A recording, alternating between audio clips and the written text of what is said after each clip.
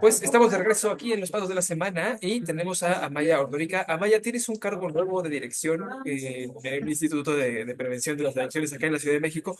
¿Puedes recordarnos el título completo? Perdóname.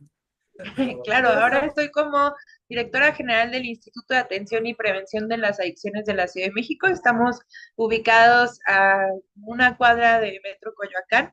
Para quien necesite algo, pues nuestras puertas están abiertas. Eh, Muchísimas gracias también por darnos este espacio.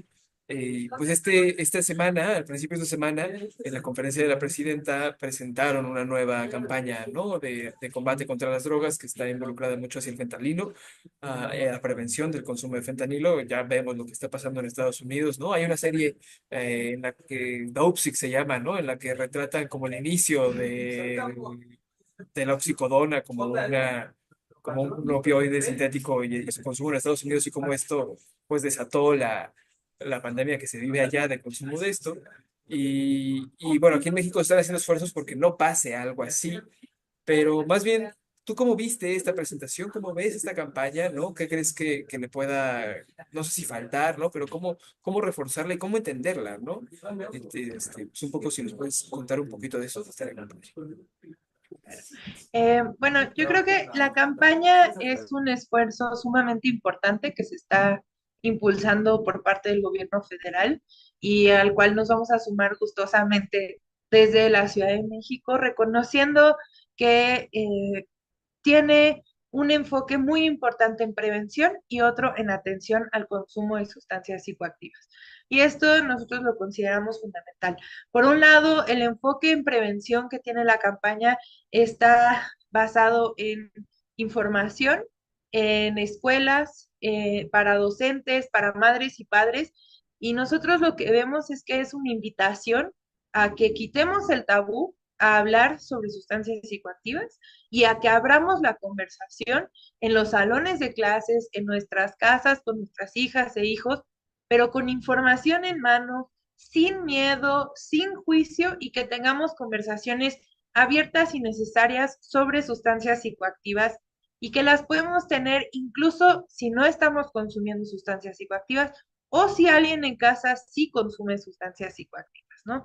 Ya sean las y los menores o madres, padres, abuelas, abuelos, tías, tíos, cuidadores en general, ¿no? Entonces, que hablar sobre sustancias psicoactivas es un paso que necesitamos dar para quitar el velo del estigma, del tabú que nos lleva a reproducir mitos que no son reales, a generar temor y que podemos enfrentar ese temor con información y con herramientas útiles.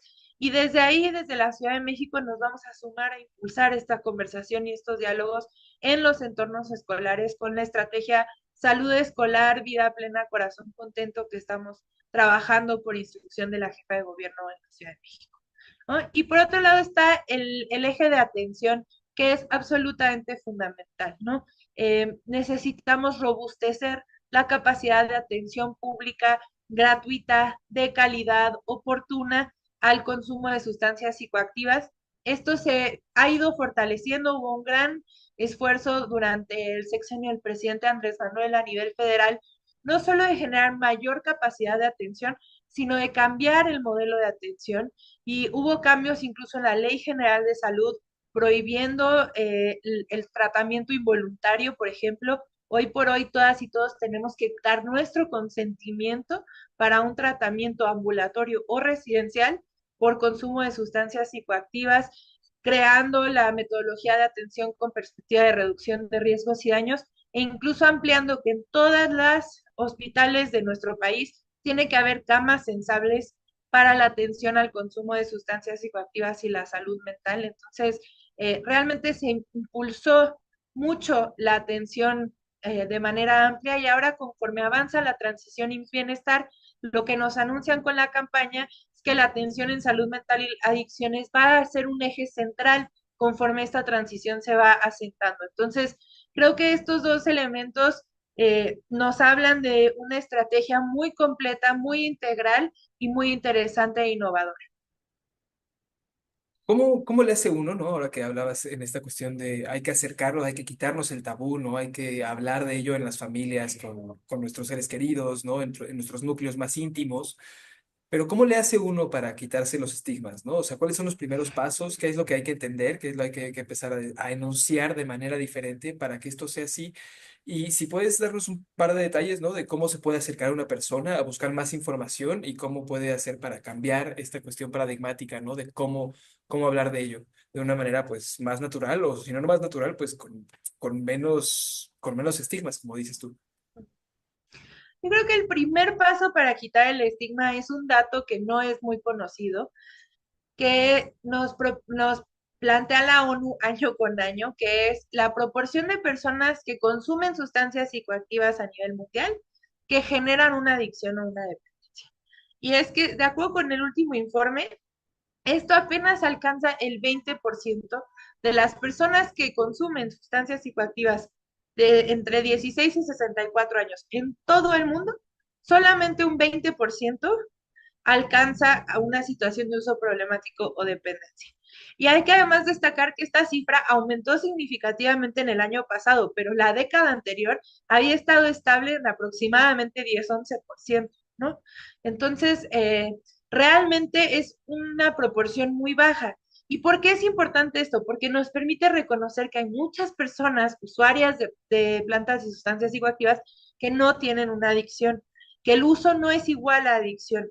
Y esto es fundamental porque nos permite quitarnos el miedo que nos da a veces pensar, mi hija fumó marihuana o tomó alcohol, ¿no? Y eso nos genera mucho temor, ¿no? Pero esa experiencia no significa que hay una dependencia o una adicción a la sustancia. Existen las relaciones experimentales, existen las relaciones habituales con plantas y sustancias psicoactivas que no necesariamente son problemáticas. Y reconocer esto nos abre la oportunidad a decir, entonces, ¿por qué no atendemos también a esa población? Porque normalmente nos concentramos en quienes no han consumido, decirles que no consuman, y quienes tienen un uso problemático, darles tratamiento y rehabilitación. ¿Y qué pasa con quienes consumen pero no tienen una adicción? Ahí perdemos la oportunidad de prevenir daños irreparables a la salud y prevenir el desarrollo de adicciones y dependencia.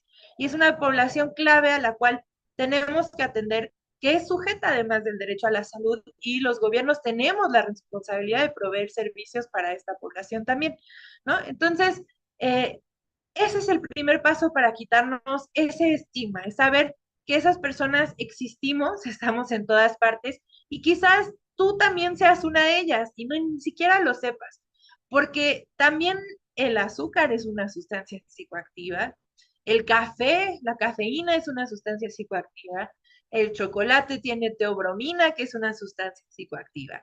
Entonces, la psicoactividad se encuentra presente en muchas sustancias y también la dependencia. ¿Cuántas personas no conocemos que nos dicen, yo sin café no funciono? Eso es una dependencia a la cafeína. Y esto no te hace menos, no te hace menos derecho a la educación, al trabajo, a la socialización, ¿no? A la educación, entonces a la salud.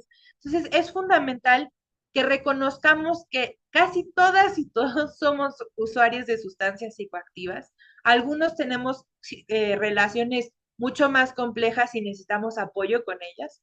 Algunas sustancias conllevan mucho más riesgos que otras si las consumimos, no son iguales unas a otras. Y eso quiere decir que necesitamos intervenciones de salud específicas para eso, pero quien consume sustancias psicoactivas no es otra, no está lejos, no es distinta, somos todas y todos, ¿no? Entonces creo que esos son los primeros pasos, ¿no? Y si alguien quiere buscar información, puede acercarse a nuestro sitio web iapa.gov.cdmx, creo, a nuestras redes sociales, igual IAPA, en Twitter y en Facebook estamos. Puede acudir también a los talleres que brindamos, que anunciamos en nuestras redes sociales, o se puede acercar a alguno de los centros Vida Plena Corazón Contento, que tenemos ya 6 ubicados en la Ciudad de México. Estamos próximos a abrir el séptimo y estaremos abriendo más durante este periodo, ¿no? Pues luego aquí soy medio malo controlando los controles de las videollamadas y así se me traban, pero bueno, ya todo bien. Am, Justo ahora que pensando en la conferencia del martes, que me parece que fue que cuando presentaron la campaña nueva, presentaban una gráfica que yo creo que podría serle ruidosa a algunas personas, ¿no? Porque se mostraba el consumo de sustancias en México a lo largo de la última década, más o menos de los últimos 20 años. Y a partir de 2004 hay un incremento duro en el consumo de marihuana y que después baja, ¿no? Como por ahí del 2016, 18, y hay un incremento en el consumo de metanfetaminas también importante. Entonces, no sé si esto sea algo de preocupación, ¿no? O si más bien corresponde a otro tipo de factores sociales y al cambio en la visión, ¿no? Precisamente que nos interpretas ahora en este cambio de paradigma de cómo atender las adicciones, más o menos cómo interpretarlo, ¿no? Y bueno, dentro de esto, pues ya se había dicho, ¿no? No hay un gran problema de fentanilo en México, pero ¿qué podríamos esperar y cómo podríamos mantenerlo así? Ya para terminar, sé que tienes un poquito el tiempo contado. Este, Mira, yo creo que el aumento y luego, porque luego hay una disminución con el tema de consumo de cannabis, se explica en parte con la apertura de la gente a reconocer su consumo, eh, que durante mucho tiempo ha sido tema de vergüenza, de estigma, ¿no? Y también a una una mayor sensibilidad a los contenidos del cannabis, que antes no teníamos tanta información y la gente ahora tiene la capacidad de ser mucho más selectiva en torno al consumo de cannabis, gracias a la información que existe. Entonces, la gente ahora regula de manera muy distinta que antes sus consumos relacionados con la planta de cannabis. El que me parece un tema que es muy llamativo y que es importante, bueno, uno es el tema de fentanilo, que la presidenta ha sido muy clara. En México no tenemos un problema generalizado de consumo de fentanilo. Eh, que sea el eje central de la campaña es una acción de solidaridad humanitaria con nuestro país vecino del norte, ¿no? Y aunque sí hay zonas en México, sobre todo en la frontera norte, donde este es un tema que requiere atención, no debemos entrar en pánico con el fentanilo, ¿no? El fentanilo es, además, en contextos médicos, un medicamento esencial y esto no debe generarnos miedo a acceder al fentanilo como medicamento en los contextos adecuados también, ¿no?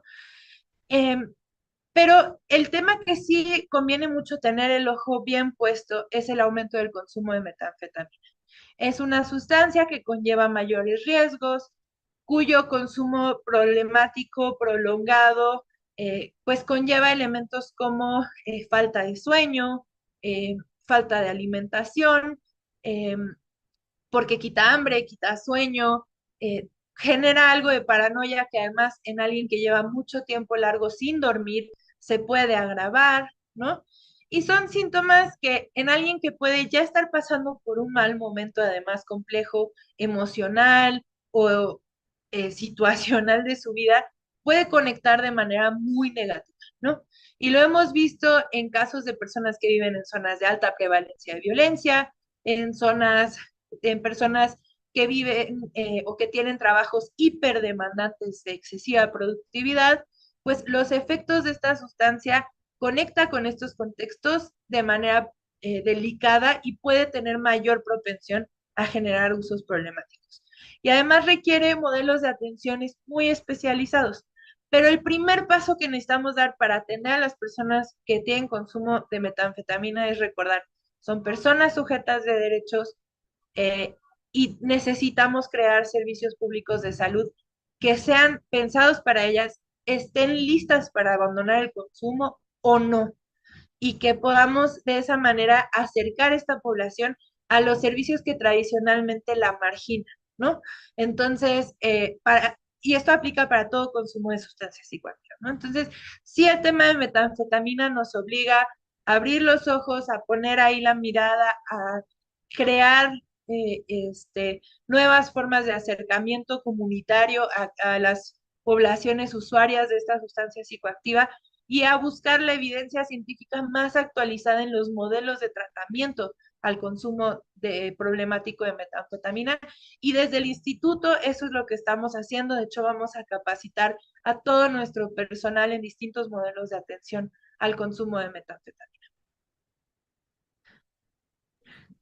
Perdón, es que estoy aquí en la redacción y de repente se ponen rudos los ruidos. Les digo que si me aguantan un chancecito, ¿no? Amaya, muchísimas gracias por estos minutos. Creo que es muy útil la información que nos estás compartiendo y pues vamos a estar en contacto porque creo que es un tema que nos importa mucho a todas y a todos y sobre todo que hay que empezar a cambiar este paradigma y a cambiar el ojo, ¿no? Y a cambiar la manera de atención. Muchísimas gracias por estos minutos y bueno, te mando un abrazo. Muchas gracias, Arturo. Un abrazote de vuelta y un saludo a todos.